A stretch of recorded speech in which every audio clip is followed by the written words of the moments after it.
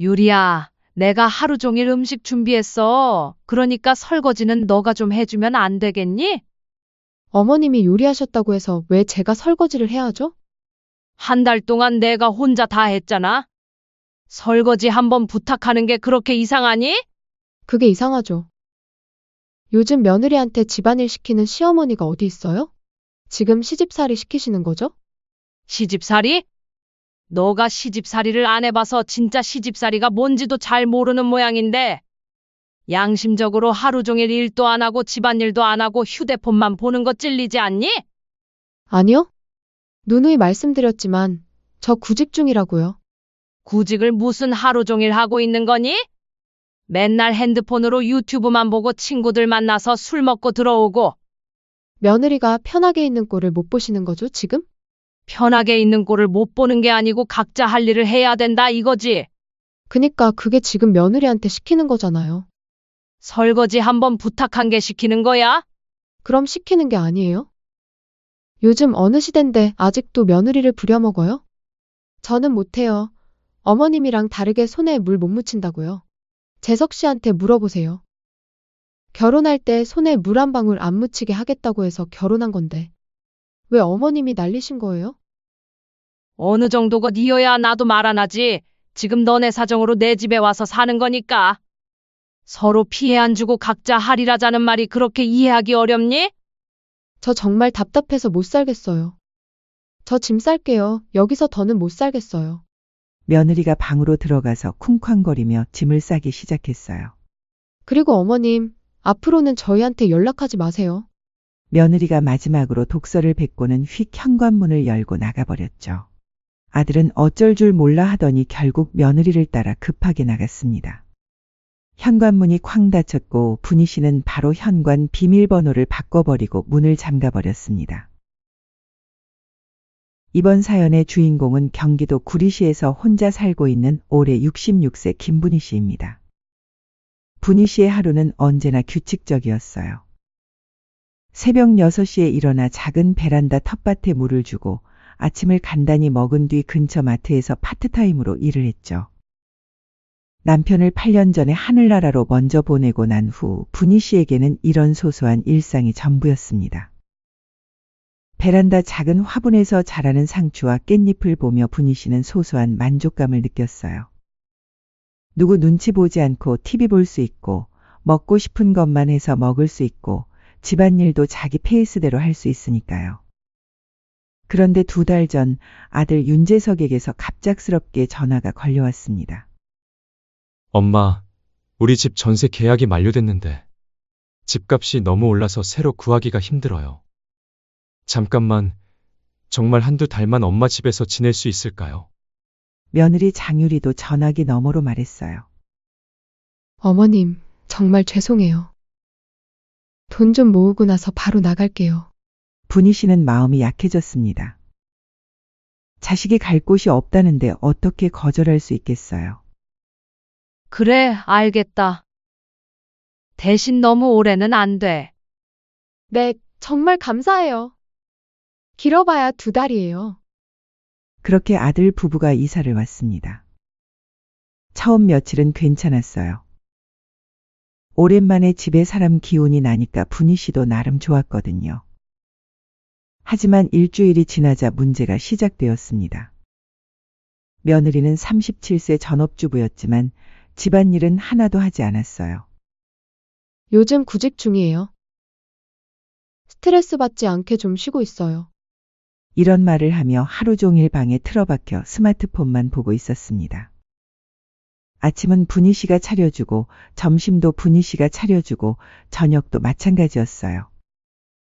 먹고 나면 며느리는 말도 없이 그릇을 툭 내려놓고 방으로 휙 들어가 버렸죠. 분희 씨가 설거지를 하고 있으면 며느리는 방에서 큰 소리로 전화 통화를 했어요. 시어머니랑 같이 살고 있어.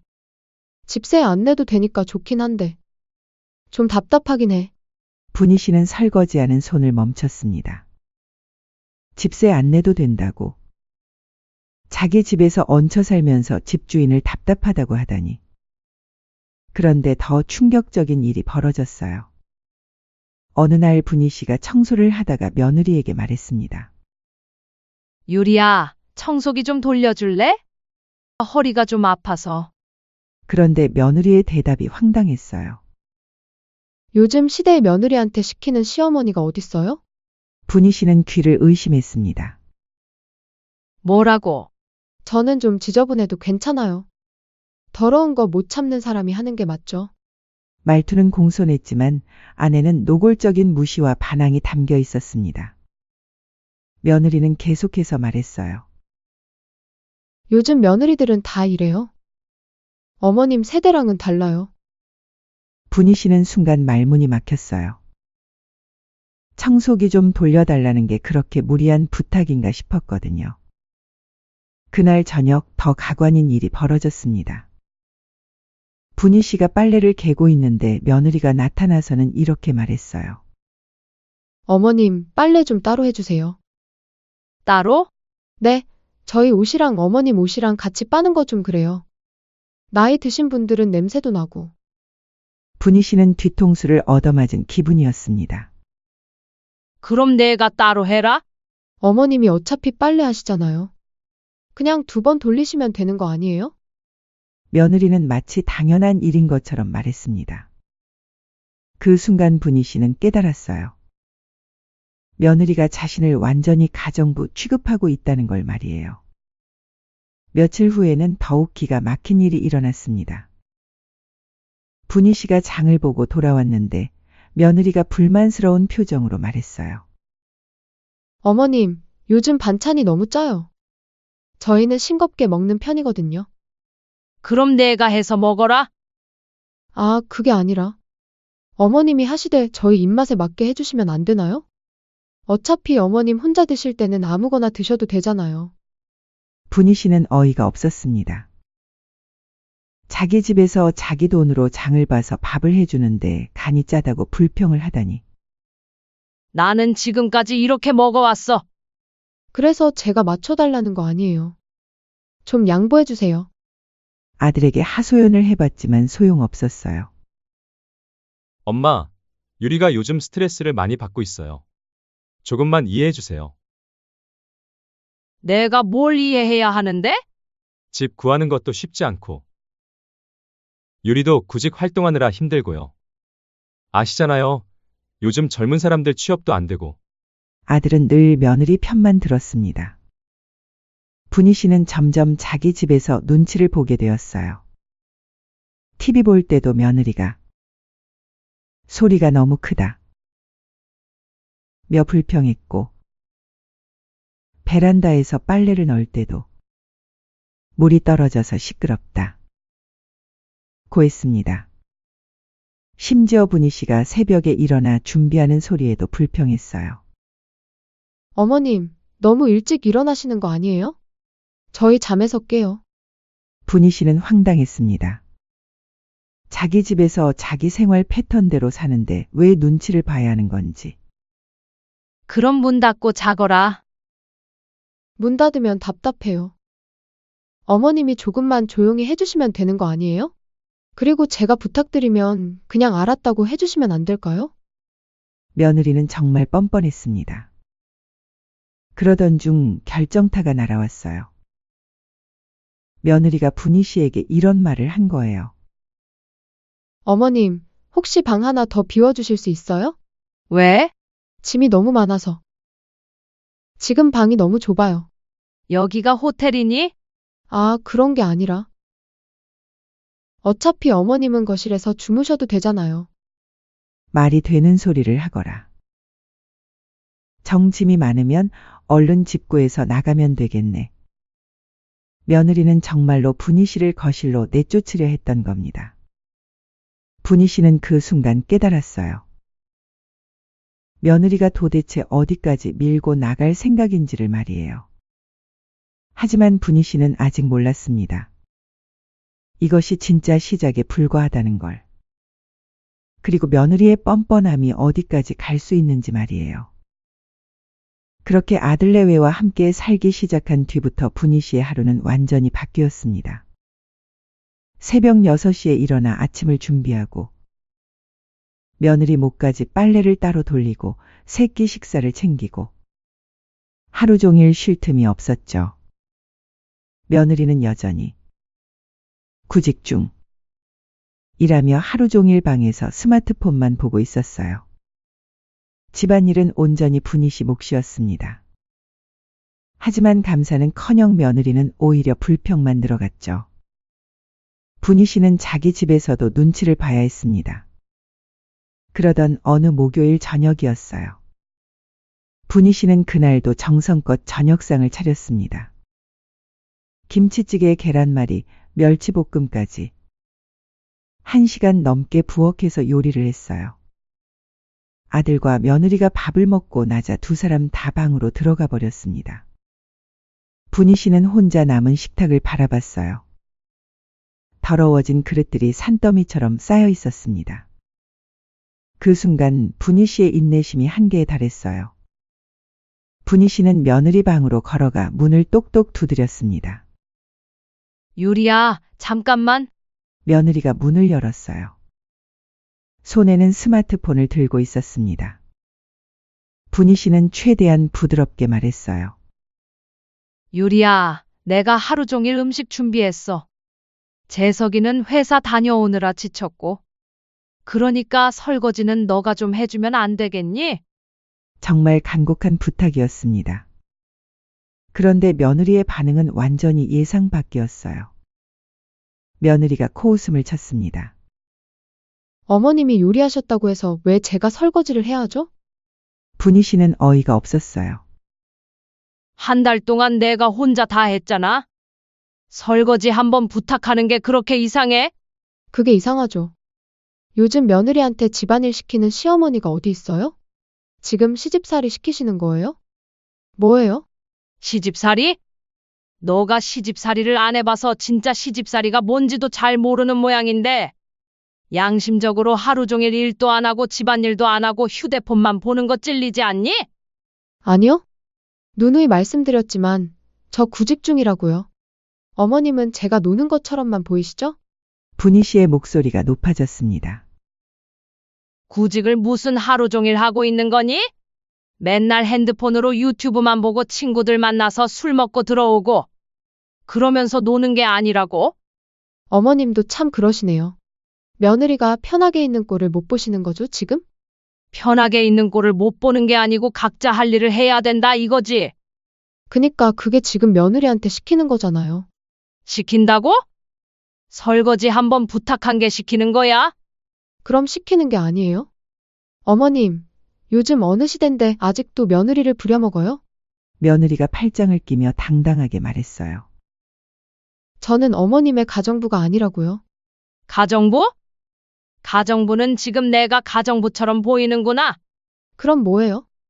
매일 밥 해달라, 빨래해달라, 청소해달라. 이게 뭐예요? 내가 언제 해달라고 했어? 내가 안 하니까 내가 하는 거지? 그럼 안 하시면 되잖아요. 누가 해달라고 했어요? 며느리의 말에 분희 씨는 할 말을 잃었어요. 그럼 내가 해야지. 전업주부가 집안일을 안 하면 누가 해?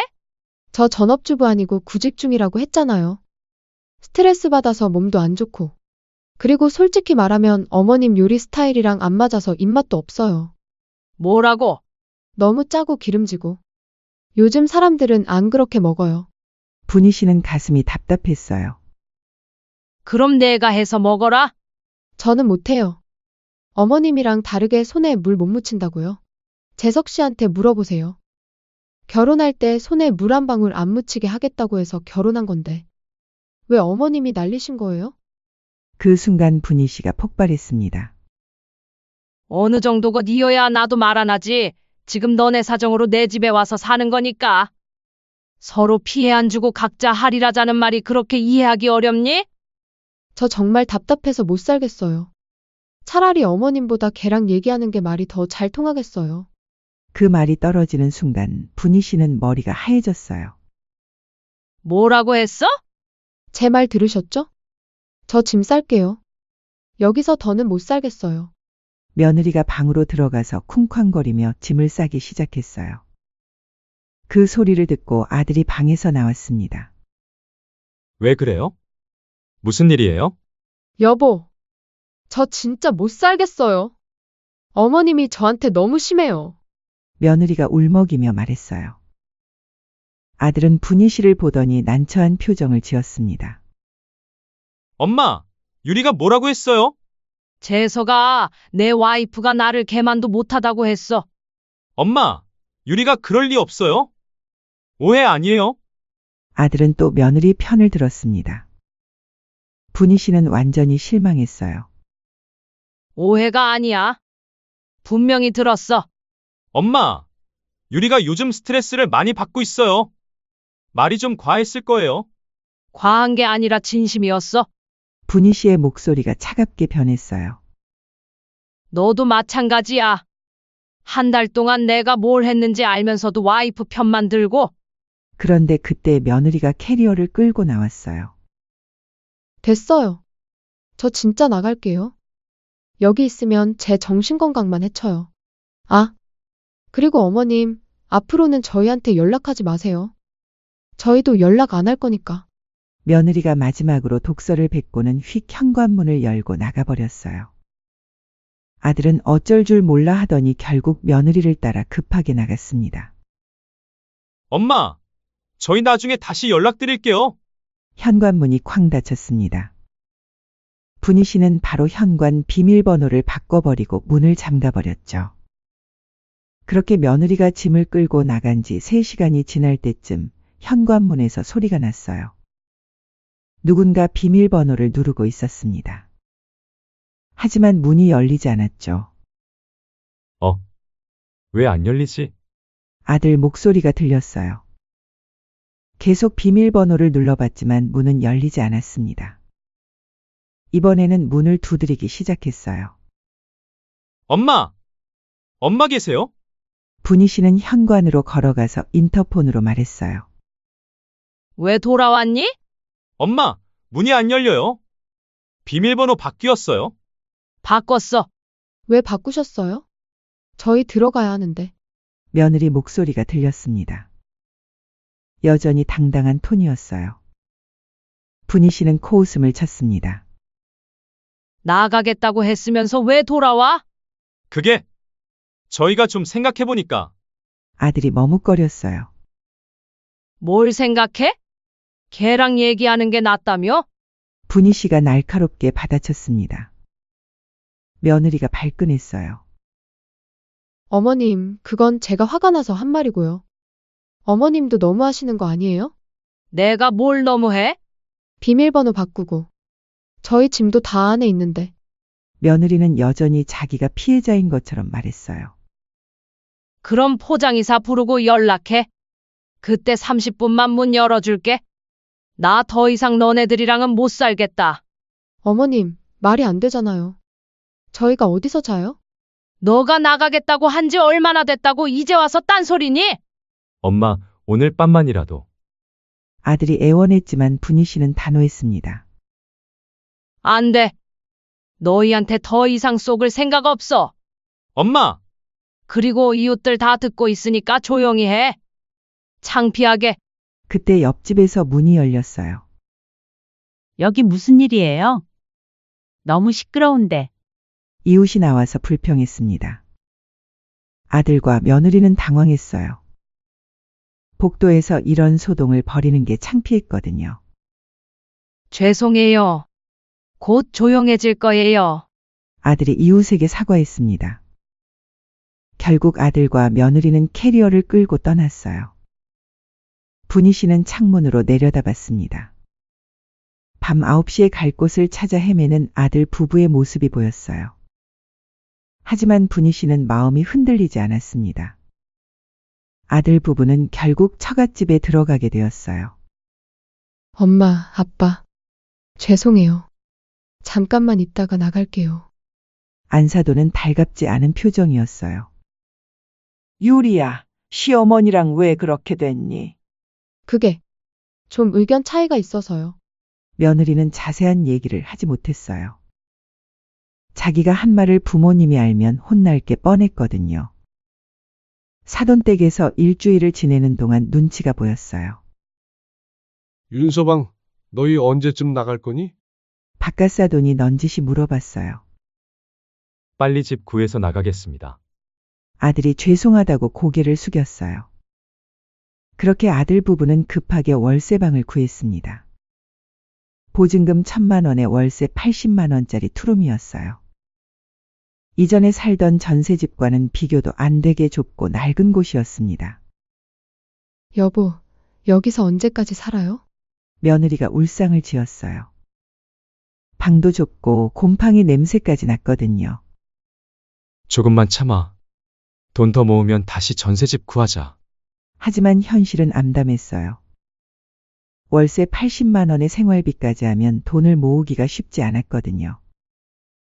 며느리는 분희 씨 집에서 살 때가 얼마나 좋았는지 깨닫기 시작했어요. 여보, 우리 어머님한테 사과해볼까요? 유리야, 아니에요. 제가 정말 잘못했어요. 어머님이 그렇게 잘해주셨는데. 며느리가 처음으로 진심으로 후회하기 시작했어요. 월세와 생활비 때문에 점점 경제적으로 힘들어졌기 때문이죠. 아들은 회사에서도 집중이 안 되기 시작했어요. 스트레스 때문에 실수도 늘어났죠. 며느리도 구직 활동을 해야 했지만 마음에 여유가 없었어요. 여보, 우리 정말 어머님한테 사과드려요. 제가 직접 가서.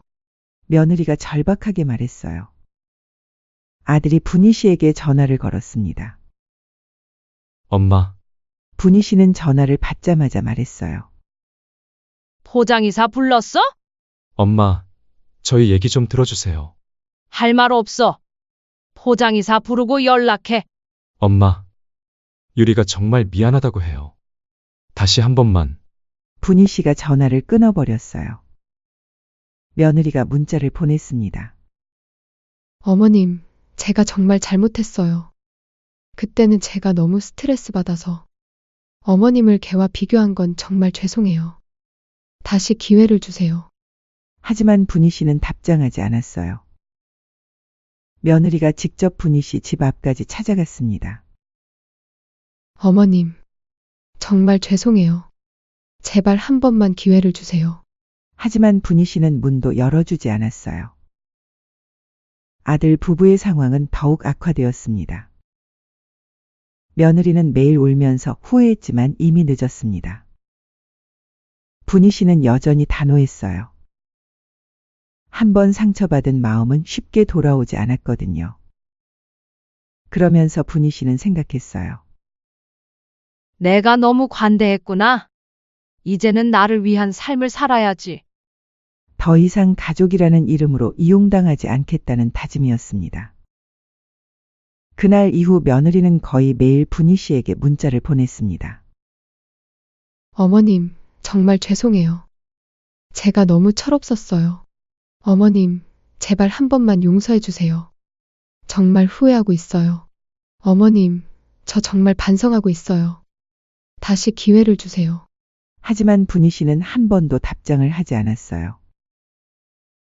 어느 토요일 오후 며느리가 직접 분희 씨 집 앞에 나타났습니다. 어머님, 계신 거 알아요. 제발 한 번만 문 좀 열어주세요. 며느리가 현관문 앞에서 소리쳤어요. 분희 씨는 인터폰으로 차갑게 말했습니다. 뭐 하러 왔어? 귀찮게 왜 자꾸 와? 어머님, 정말 죄송해요. 제가 그때 너무 심한 말을 했어요. 지금 안다고 소용 있어? 어머님, 저 정말 후회하고 있어요. 매일 밤 잠도 못 자고. 며느리의 목소리가 떨렸어요. 이제 와서 후회하면 뭐하니? 한 번 깨진 관계는 다시 이어붙이기 어렵단다. 어머님, 저희 다시 어머님 집에서 살게 해주세요. 제가 모든 집안일 다 할게요. 믿을 수 없어. 너 그때 뭐라고 했는지 기억해? 죄송해요. 제가 걔 얘기를 했던 건 정말 죄송해요. 며느리가 울먹이며 말했어요. 너무 늦었다. 우리 서로 간섭하지 말고 남처럼 지내자. 분희 씨는 인터폰을 끊어버렸어요. 며느리는 1시간 넘게 문 앞에서 기다렸지만 분희 씨는 다시는 응답하지 않았습니다. 아들도 분희 씨에게 전화를 걸었어요. 엄마, 유리가 정말 많이 후회하고 있어요. 그래서? 엄마, 저희 정말 힘들어요. 월세방은 너무 부담되고. 너네가 선택한 거잖아. 엄마, 유리가 매일 울어요. 어머님한테 용서받고 싶다고. 그럼 처음부터 그런 말을 하지 말았어야지. 분희 씨의 목소리는 여전히 차가웠어요. 엄마, 제발 한 번만 기회를 주세요. 재석아, 너도 그때 와이프 편만 들었잖아. 내가 설거지 부탁했을 때 내가 뭐라고 했는지 기억해? 아들은 할 말이 없었어요. 엄마가 이해해달라고 했지. 그때는 유리 편이었으면서 지금 와서 뭘 원해? 엄마, 너희 둘 다 나한테는 없는 사람이야. 다시는 연락하지 마. 분희 씨가 전화를 끊었어요. 하다못해 며느리는 분희 씨가 다니는 마트까지 찾아갔습니다. 어머님, 분희 씨가 마트에서 나오는데 며느리가 갑자기 나타났어요. 왜 여기까지 와? 어머님, 정말 죄송해요. 제발 용서해 주세요. 며느리가 분희 씨 앞에 무릎을 꿇었어요. 일어서. 사람들 본다. 주변 사람들이 쳐다보기 시작했어요. 일어서. 더 이상 창피 주지 말거라. 분희 씨가 며느리를 지나쳐서 걸어갔어요. 며느리는 뒤따라오며 계속 애원했어요. 어머님, 정말 마지막으로 한 번만 기회를 주세요. 하지만 분희 씨는 돌아보지도 않았습니다. 그렇게 시간이 흘러 분희 씨는 집을 팔고 전원주택으로 이사 가기로 했습니다. 경기도 외곽의 작은 전원주택이었어요. 마당도 있고 텃밭도 넓직하게 가꿀 수 있는 곳이었죠. 이사 당일에 아들에게서 전화가 왔어요. 엄마, 이사 간다는 게 진짜예요? 응? 엄마, 저희도 모르게 이사를 가시면 어떻게 해요? 재석아, 나는 이제 내 인생을 살 거야. 너희 눈치 보면서 살 생각 없어. 엄마, 그리고 새 주소는 알려주지 않을 거야. 찾아오지도 마. 그렇게 분희 씨는 이사를 간 뒤 마당에 국화꽃을 심었어요.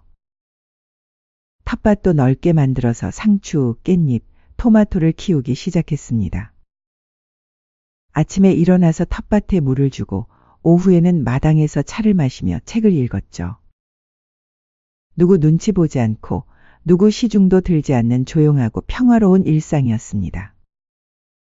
가끔 아들에게서 전화가 왔지만 분희 씨는 받지 않았어요. 며느리도 문자를 보냈지만 읽지도 않고 삭제했습니다. 분희 씨는 마당에 핀 국화꽃을 보며 혼잣말했어요. 이제야 내 인생이야. 누구 눈치도 안 보고 내가 하고 싶은 대로 살자. 저녁 노을이 마당을 붉게 물들였어요. 분희 씨는 작은 의자에 앉아 차를 마시며 생각했습니다. 66세의 새로운 인생을 시작하다니. 늦었지만 이제라도 다행이야. 그렇게 분희 씨의 조용하고 단단한 복수는 완성되었습니다. 자신을 개만도 못하다고 했던 며느리와 자신을 지켜주지 못했던 아들에게 주는 가장 확실한 벌이었어요. 그들이 아무리 후회하고 용서를 빌어도 분희 씨는 다시는 돌아가지 않을 거였습니다. 이제 분희 씨에게는 오직 자신만을 위한 평화로운 일상만이 남아 있었어요. 복순한 수, 엎질러진 물은 다시 담을 수 없다는 뜻이죠. 분희 씨의 이야기는 우리에게 중요한 교훈을 줍니다. 관계에서 한 번 선을 넘은 말과 행동은 되돌릴 수 없다는 것이죠. 며느리는 걔랑 얘기하는 게 더 낫다. 는 말로 분희 씨의 마음에 깊은 상처를 남겼습니다. 그 순간의 화풀이가 결국 자신들의 터전을 잃게 만들었어요. 아무리 사과하고 용서를 빌어도 엎질러진 물처럼 이미 상한 마음은 원래대로 돌아가지 않습니다. 특히 가족 관계에서는 더욱 그렇죠.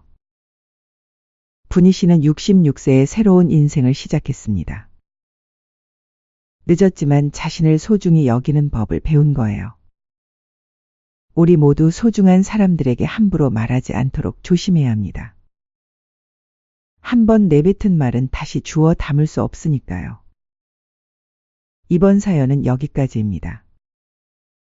재미있으셨다면 구독과 좋아요 부탁드리며 어디서 듣고 계신지 댓글로 알려주세요.